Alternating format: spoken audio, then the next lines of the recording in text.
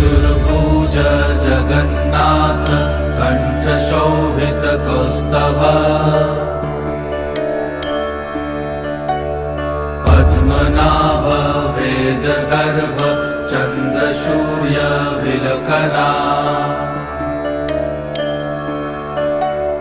Jagannath Loknath नीलाद्रीश परहरि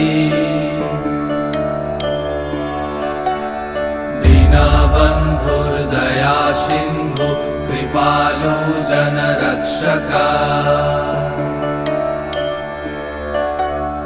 कम्बुपाणि Chakrapani Padmanabha